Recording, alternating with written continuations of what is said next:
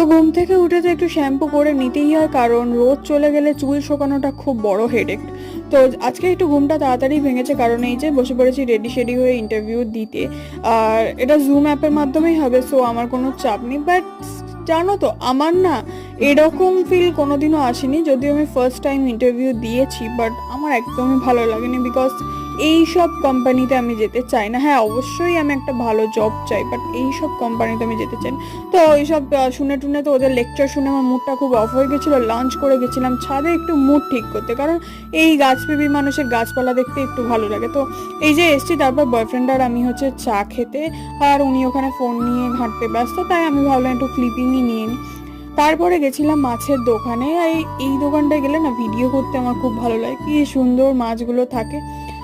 আর তারপর আবার রাতে হচ্ছে 10টার সময় ফুচকা খেয়ে বাড়ি চলে এসেছি। দেখা হচ্ছে নেক্সট মিনি ব্লগে, ততক্ষণের জন্য বাই।